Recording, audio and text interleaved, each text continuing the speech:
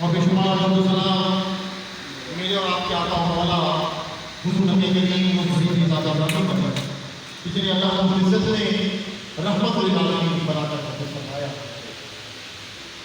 ہم تو سلام کے بعد اللہ تعالیٰ کے بارگاہ میں بے شک شکر ادا کرتے ہیں کہ اللہ تعالیٰ نے ہمیں اس گروہ میں پیدا فرمایا کہ جو اللہ کا بھی ذکر کرتا ہے، اللہ کے محبوب کا بھی ذکر کرتا ہے اور اس محبوب کے محبوب کا بھی ذکر کرتا ہے. اور یہ صرف خاص رب کا کرم ہے، اس میں نہ ہماری کوئی طاقت ہے نہ ہماری کوئی استطاعت ہے، صرف رب نے کرم کیا ہے اور اس کو شامل کر دیا ہے. دعا کریں اللہ تبارک و تعالیٰ ہمیں ہمیشہ اس کو شامل کرے. آمین.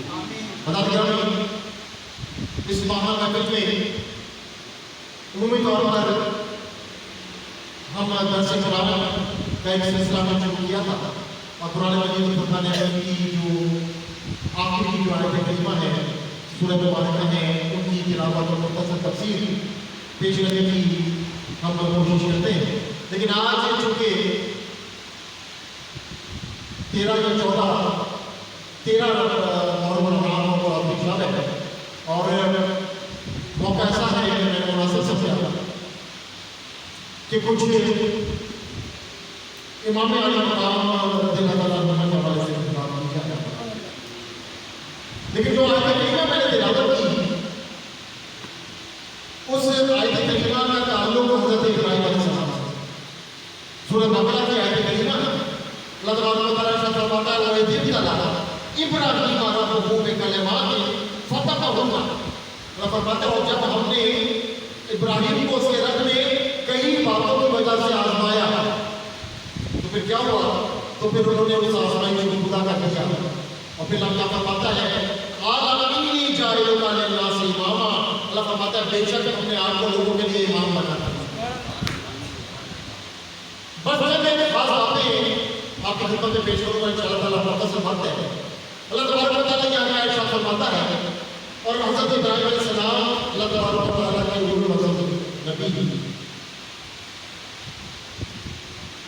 ابو بشر جو حضرت آدم علیہ السلام کو کہتے ہیں لیکن تمام انبیاء کا جو جد ہے وہ حضرت ابراہیم علیہ السلام کیونکہ حضرت ابراہیم علیہ السلام سے ہی انبیاء کا نسلیں نکلتی ہیں. اللہ تبارک و تعالیٰ نے حضرت ابراہیم علیہ السلام کو آزمایا آزمائش کی اور وہ آزمائش میں چھوٹی موٹی آزمائش نہیں تھی بڑی آزمائش تھی. اور دیکھیں بات یہ ہے کہ جو رب ہے وہ آزماتا اسے ہے جو آزمایا اسے جاتا ہے جو پیارا ہوتا ہے اور یہ دیکھا جاتا ہے کہ دیکھو یہ آزمائش میں پورا اترتا ہے کہ نہیں اترتا. تو اللہ تبارک و تعالیٰ نے حضرت ابراہیم کو آزمایا، جان سے بھی آزمایا، مال سے بھی آزمایا، وطن سے بھی آزمایا، اولاد سے بھی آزمایا اور آپ تمام آزمائشوں میں پورے اترے. حضرت ابراہیم کی جو آزمائش ہے یہ آزمائش کی ابتلا ہے. آزمائش کی ابتلا حضرت ابراہیم سے ہوتی ہے. حضرت ابراہیم سے آزمائش کی ابتلا ہوتی ہے اور آزمائش کی انتہا کربلا سے ہوتی ہے. وہاں پر جب آزمائش آتی ہے تو کبھی جان کو خطرے میں ڈالا جاتا ہے، منجنیق سے آگ میں ڈال کے اور آزمایا جاتا ہے، اس آزمائش میں پورے اترتے ہیں. کبھی ہجرت کا حکم آتا ہے، ہجرت کرتے ہیں، وطن چھوڑتے ہیں، آزمائش میں پورے اترتے ہیں. پھر حکم آتا ہے اولاد کو ذبح کر دو، چھری لیتے ہیں اپنے بیٹے کو ذبح کر دیتے ہیں، آزمائش میں پورا اترتے ہیں. اور جب وہ آزمائش میں پورا اترتے ہیں تو اللہ فرماتا ہے ہم نے آپ کو تمام انسانیت کے لیے امام بنا دیا. وہ پھر کیا فرماتے ہیں اس آیت مبارکہ کہ مزید تفصیل ہے لیکن جو وقت کم ہے. اب جب وہ امام بنا دیا تو یہ فرما دیا نبوت بھی آپ پر ہے، امامت بھی آپ پر ہے. اور حضرت ابراہیم فرماتے ہیں اور کالا ومن ذریتی، اور آپ کی اولاد میں بھی امامت دے دی. صرف آپ کو امامت نہیں دی، آپ کی اولاد میں بھی امامت ہے. جب یہ امامت آ گئی नबूवत आ गई तो हज़रत इब्राहिम दुआ मांगते हैं। और दुआ क्या मांगते हैं? फरमाते रब्बना वबअस्फीहिम रसूलन मिनहुम यतलू अलैहिम आयातिका व युअल्लिमुहुमुल किताब वल हिकमा व युज़क्कीहिम। और फरमाते हैं हमारे रब, इनमें एक रसूल भेज जो इन पर तेरी आयतें पढ़े, इन्हें किताब और दानाई सिखाए, उन्हें पाक कर दे। फरमाते हैं या अल्लाह, तूने इमामत भी दे दी, तूने नबूवत भी दे दी, अब जो आखिरी नबी है, जो नबियों के सरदार होंगे, वो तू इनमें नाज़िल फरमा, वो मेरी उम्मत में नाज़िल फरमा, वो मेरी औलाद में नाज़िल फरमा। और जब ये दुआ पढ़ते हैं, जब ये दुआ मांगते हैं, तो जिस पत्थर पे खड़े हैं,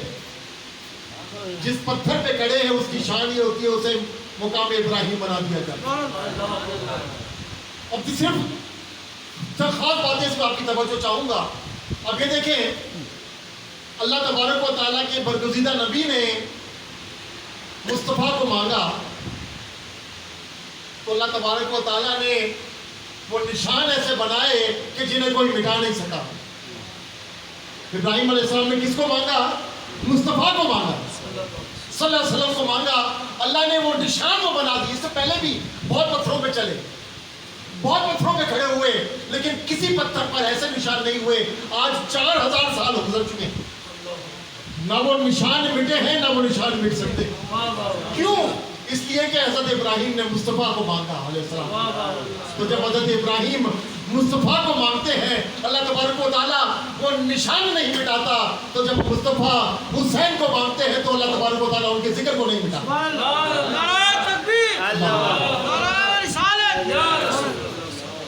और आका अलैहिस्सलाम हुसैन रज़ियल्लाहु ताला अन्हुमा को मांगते किस तरह है?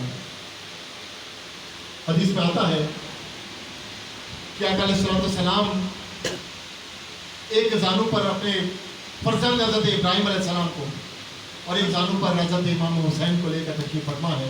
हज़रत जिब्रील तशरीफ़ लाते हैं, फरमाते अल्लाह तबारक व तआला फरमाता है कि इन दोनों को एक साथ आपके पास नहीं रख सकते, किसी एक को वापस जाना होगा। आप दिल में ख्याल करते हैं कि अगर हुसैन चले गए तो फातिमा भी गमगीन होगी, अली भी गमगीन होंगे, मैं भी गमगीन होगा। और अगर इब्राहिम चले गए तो सिर्फ मैं गमगीन होऊंगा। मुझे अपना गम कबूल है, फातिमा और अली का गम नहीं कबूल कर सकता। हज़रत जिब्रील को फरमाते हैं मैं अपने बेटे को कुर्बान करता हूँ, और 3 दिन के बाद हज़रत इब्राहिम अलैहिस्सलाम का इंतकाल हो जाता है। वहाँ भी इब्राहिम, यहाँ भी इब्राहिम। और आका अलैहिस्सलाम हज़रत इमाम हुसैन रज़ियल्लाहु ताला अन्हु को चूमा करते और फरमाया करते मैंने अपने बेटे को तुम पर कुर्बान कर दिया। वो हुसैन कि जब आका अलैहिस्सलाम के कंधों पर आए तो आप सजदा तबीब कर दें। जब आप रोने लगे तो हज़रत फातिमा से फरमाते इन्हें रोने मत देना, इनके जब रोते हैं तो मुझे तकलीफ होती है। जब वो रोने लगे तो उनके मुंह में अपनी जुबान मुबारक डाल दें, उन्हें अपने कंधों पर बिठाएं, और फिर जब वो फरिश्ता आकर ये खबर दे कि आपके इस बेटे को आपकी उम्मत के औबाश कत्ल कर देंगे, शहीद कर देंगे, तो आप रोने लग जाते हैं। हज़रत फातिमा से फरमाते हैं मेरे इस बेटे को शहीद किया जाएगा। लेकिन क्या कोई हज़रत इमाम हुसैन के जिक्र को ख़त्म कर सका है? ना कर सका है, ना कर सकता है। आज लोग ये अक्सर जगहों पर बात होती है कि वो तो हुकूमत के लिए जंग थी, वो तो सल्तनत के लिए जंग थी। हाँ, वो सल्तनत के लिए जंग थी, मगर किसकी तरफ से थी? यजीद की तरफ से थी। उसे सल्तनत चाहिए थी, उसे इक़्तिदार चाहिए था। लेकिन जिनको जन्नत के नौजवानों का पहले ही सरदार करार दे दिया गया, उन्हें इस दुनिया की सल्तनत से क्या गर्ज? और अगर जंग करना ही मकतूब होता, तो हातिम ताई के पोते ने ऑफर दी थी कि मेरे साथ 30,000 का लश्कर है, आप हुक्म करें मैं इस लश्कर को आपके साथ कर देता हूँ। आपने कहा नहीं, मुझे जंग नहीं करनी। अगर जंग करनी होती तो क्या औरतों और बच्चों को लेकर जाते? अगर जंग करनी होती तो क्या उस जगह पर जाते जहां पर 22,000 का लश्कर है और सिर्फ 72 या 82 लोगों के साथ जाते? मकसद जंग करना नहीं था, मकसद सल्तनत नहीं थी, मकसद इक़्तिदार नहीं था, मकसद सिर्फ ये था कि आका राना का दीन बचा लिया जाए। उस फासिक और फाजिर के हाथ में बैत नहीं की जाए कि अगर बैत अगर आज हो गई तो फिर हमेशा के लिए कानून बन जाएगा कि हक को गिरा दो और बातिल को उठा दो। हज़रत इमाम हुसैन ने ये साबित कर दिया कि जब हक और बातिल के दरमियान जंग हो तो फिर फतह हक की होती है। वक्ती तौर पर हो सकता है कि बातिल जीत जाए, वक्ती तौर पर हो सकता है कि यजीद की हुकूमत कायम हो जाए, लेकिन वो हुकूमत कितनी देर चली वो हुकूमत। अगर आप हिस्ट्री को पढ़ें, तारीख को पढ़ें, तो आपको पता चलता है कि जब इमाम आली मकाम की शहादत होती है, बड़े तवील वाक़यात हैं, मैं उसकी तफसील में नहीं जाता। वो लटा-फटा काफिला कूफे आता है, कूफे से फिर दमिश्क आता है। अब यजीद जिसे नजर आ गया है कि अब उससे वो काम हो गया है कि शायद इससे कंट्रोल ना हो, अब वो कोशिश करता है कि अपने इस जुर्म को अब्दुल्ला बिन ज़ियाद के कंधों पर डाल दे और ये कहता है कि मैंने तो ये कहा था कि इन्हें कैद करके ले आओ, कैद करके ले आते, मैं इताअत करवा लेता, लेकिन उसने मेरी बात ना मानी। लेकिन जो ये बात करते हैं, जो यजीद को यहाँ से इस जुर्म से मुबर्रा करार देते हैं, वो फिर ये भूल जाते हैं कि यही यजीद था कि जिसने अपनी फौज के जरिए मदीना पाक पर हमला करवा। वो मदीना पाक कि जिसके मुतालिक आका अलैहिस्सलाम का इरशाद गिरामी है कि जिसने मदीने वालों पर जुल्म किया उसने मुझ पर जुल्म किया। उस यजीद बदबख्त ने अपनी फौज को हुक्म दिया, उसे इजाजत दी कि 3 दिन तक तुम्हारे लिए मदीना हलाल है। सहाबा कराम को शहीद किया, ताबईन को शहीद किया, हुफ़ाज़ कराम को शहीद किया, मदीने की दोशीज़ाओं को हामिला किया। 3 दिन तक मस्जिद नबी में ना अज़ान हुई ना नमाज हुई। एक साहबी रसूल फरमाते हैं, मैं छुपकर वहाँ पर बैठा, मैं कोशिश करता था कि बाहर ना निकल जाऊँ, मैं अपने आप को दीवाना बना लिया था और मुझे फिक्र ये थी कि नमाज और अज़ान का कैसे पता चलेगा। फरमाते हैं जब भी नमाज और अज़ान का वक्त होता, मस्जिद नबी से और रोज़ा रसूल से इकामत की आवाज़ भी आती और नमाज की आवाज़ भी आती। और ये बदबख्त इससे जब मदीने पाक पर हमला कराने के बाद फिर मक्के पाक पर हमला कराया, इसकी फौज ने मिंजनीक के जरिए खाने काबा पर पत्थर फेंके, खाने काबा के अगराब को नुकसान पहुंचाया। लेकिन अभी ये इसी मुहिम में था कि अल्लाह तबारक व तआला ने इसको एक ऐसे अजाब में डाला।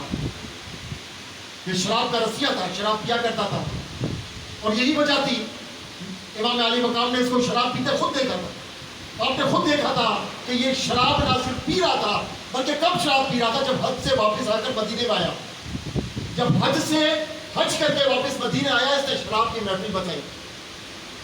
इमाम अली मकाम वहाँ से जब गुजरे, आपने फरमाया ये भूख किस चीज़ की है? कहने लगा ये शाम में बनती है, एक जाम अपने लिए बनाए, एक जाम इमाम अली मकाम के लिए बनाए। आपने कहा मैं इसकी तरफ देखता भी नहीं। तो आपको मालूम था कि ये फासिक व फाजिर है। तो फासिक व फाजिर शख्स शराब कसरत से पिया करता था, लेकिन वो शराब पीने से उसके तमाम आज़ा बेकार हो गए, उसके गुर्दे बेकार हो गए, उसके फेफड़े बेकार हो गए, उसकी आंतें बेकार हो गई, यहाँ तक कि उसकी आंतों में कीड़े पड़ गए। वो मछली की तरह तड़पता था, उसे प्यास लगती, जब उसे चीखता, जब उसे पानी पिलाया जाता तो उसको और तकलीफ होती। इसी अजियत के आलम में वो एड़ियाँ रगड़ते हुए मर गया और उसकी जिस्म से इतनी बू आती थी कि लोग उसके करीब नहीं जाते थे। उसी अंदाज में उसको जो है दफन कर दिया। और फिर अगर ये देखें कि हज़रत इमाम अली मकाम के जिक्र को हम 1400 सालों से 1383 साल हो गए आज तक करते आ रहे हैं और इंशाअल्लाह ताला आगे तक होता रहेगा। लेकिन इस यजीद के जिक्र को देखें, उस यजीद जिस कौम से ताल्लुक़ रखता था, बनु उमय्या, उसके जिक्र को देखें कि जब इसका इंतकाल हुआ, जब ये बुरी तरह मौत मर गया, तो इस अरसे में मदीने पाक में एक सूरज सी बर्पा हो गई थी। लोग हज़रत इमाम अली मकाम और शोहदा करबला की शहादत से बहुत गमगीन थे। और वहीं पर एक ग्रुप बना जिसकी क़यादत मुख्तार सकफ़ी नामी एक शख्स कर रहा था। उसने हज़रत इमाम अली मकाम की इस शहादत को बुनियाद बनाते हुए तमाम लोगों को अपने पास जमा किया اور اس کا ایک ہی عزم تھا کہ جتنے بھی قاتلین ہیں، جتنے بھی وہ لوگ ہیں کہ جنہوں نے حضرت امام علی مقام اور دیگر رفقا کی شہادت میں کسی طرح کردار ادا کیا، انہیں ہم نے نہیں چھوڑا۔ اس نے ملا پھر صرف 5 اور 6 سال کے عرصے میں اس نے ایک پوری اپنی ایک گروپ بنا لیا، کوفے پر قبضہ کیا، اور پھر چن چن کر خالد بن یزید کو، شمر کو، ابن زیاد کو، جتنے تھے ان سب کو ڈھونڈ ڈھونڈ کر پکڑتا، اور جب پکڑ کے لاتا تو پھر ایسا ہی نہیں مارتا، انہیں کہتا پہلے اس کا دائیں ہاتھ کاٹو، پھر اس کا بایاں ہاتھ کاٹو، پھر اس کی ایک ٹانگ کاٹو، پھر اس کی دوسری ٹانگ کاٹو، پھر اس کی گردن اتارو، اور اس کے بعد اس کے جسم کو آگ میں ڈالو۔ اور صرف 6 سال بعد 61 ہجری میں یہ سانحہ ہوا، اور 67 ہجری میں 10 محرم کو ابن زیاد کا کٹا ہوا سر مختار ثقفی کے سامنے لایا گیا، اور اس وقت اس نے کہا کہ 6 سال میں نے حضرت امام حسین کے قاتلوں کا بدلہ لیا۔ لیکن معاملہ یہاں بھی ختم نہیں ہوا۔ یہ جو ایک لہر تھی وہ چلتی گئی، بنو امیہ کی جو حکومت تھی وہ کہ آگے بڑھی، لیکن یہ جو گروپ تھا کہ جن کی سربراہی بنیادی طور پر اگر آپ تاریخ پڑھیں تو حضرت امام حسین کے سدیلے بھائی محمد بن حنفیہ فرما رہے جو مدینہ پاک میں تھے، لیکن آپ کی سرپرستی تھی، اور آپ کی اولادوں میں اگر ہم دیکھیں تو پھر وہ لوگ آتے ہیں جنہوں نے بنو عباس، سلطنت بنو عباس کی بنیاد رکھی، اور یہ جو سلطنت بنو عباس ہے اس کی بنیادی طور پر جو وجہ تھی وہ یہ تھی کہ انہیں بنو امیہ سے سخت نفرت تھی، اور نفرت کی وجہ یہ تھی کہ یہ قاتلین امام حسین تھے۔ 61 ہجری میں یہ واقعہ ہوا، اور 61 سال بعد یعنی کہ 123 ہجری میں تاریخ کی کتابیں بتاتی ہیں کہ بنو عباس نے بنو امیہ کو بری طرح شکست دی۔ مروان ثانی جو کہ آخری ان کا حکمران تھا وہ مارا گیا۔ بنو عباس نے اسلامی سلطنت پر حکومت کر لی، اور اس کے بعد ان کا ایک ہی کام تھا کہ بنو امیہ کے ہر شخص کو ڈھونڈ ڈھونڈ کر لاؤ، اور ڈھونڈ ڈھونڈ کر لا کر انہیں قتل کر، یہاں تک کہ جو ان کا پہلا جو سربراہ تھا ابو عباس اور صفا، اسے تمام جو بنو امیہ کے اس وقت جو سرکردہ لیڈران تھے انہیں دعوت میں بلایا۔ وہ سمجھے کہ شاید ہم سے کوئی بات چیت کے لیے بلائے ہیں، شاید کوئی ہم سے کوئی مصالحت کرنا چاہتے ہیں۔ جب وہ دعوت کے لیے بیٹھے انہیں دسترخوان پہ بٹھایا گیا۔ جب وہ دسترخوان پہ بیٹھے تو 60-70 کے قریب لوگ تھے، ان سب 60-70 کے پیچھے اس نے ایک جلاد کھڑا کیا، اور جب وہ کھانے کے لیے بیٹھے اسی وقت اس نے جلاد کو حکم دیا، تمام جلادوں نے ان کا سر اتار دیا، پھر اس نے ان سروں کو ایک جگہ جمع کیا، اس کے اوپر دسترخوان بچھایا، اور اس کے اوپر پھر اس نے کھانا تمام کیا۔ اس سے پتہ چلتا ہے ان کی نفرت کتنی شدید تھی، اور یہ صرف ہوا اس لیے کہ اللہ تبارک و تعالیٰ کے پیارے محبوب نے فرمایا کہ جس نے فاطمہ سے، علی سے، حسن سے، حسین سے جنگ کی اسے میں جنگ کرتا ہوں، اور جس سے اللہ تبارک و تعالیٰ کے محبوب جنگ کرتے ہیں اس سے اللہ تبارک و تعالیٰ کی دعا ہے۔ تو یہ اللہ تبارک و تعالیٰ کا ایک عذاب تھا کہ وقتی طور پر 1-2 سال کی یا 5-6 سال کی ایک سلطنت کے لیے انہوں نے نہ صرف یہ کہ اپنی دنیا کو بگاڑ لیا بلکہ اپنی آخرت بھی بگاڑ لی۔ اور آج الحمدللہ ذکر حسین ہوتا ہے، ہو رہا ہے، اور انشاءاللہ ہوتا رہے گا، تا قیامت ہوتا رہے گا۔ اور ہر سال جب ہم ذکر حسین کرتے ہیں ہمیں ایسا محسوس ہوتا ہے جیسے کہ ابھی کا واقعہ، ایسا محسوس ہوتا ہے جیسے ابھی تھوڑا ہی عرصے پہلے یہ گزرا ہے، اور ہر سال گزرنے کے ساتھ ساتھ اس ذکر میں اور بالغی آتی ہے، اس میں اور تیزی آتی ہے۔ دعا کریں اللہ تبارک و تعالیٰ ہمیں اس ذکر کے ساتھ زندہ رکھے، اسی ذکر کے ساتھ مارے۔ اللہ تبارک و تعالیٰ ہماری نسبتوں کو مضبوط فرمائے، اللہ تبارک و تعالیٰ ہمارا خاتمہ ایمان پر فرمائے۔ وآخر دعوانا الحمدللہ۔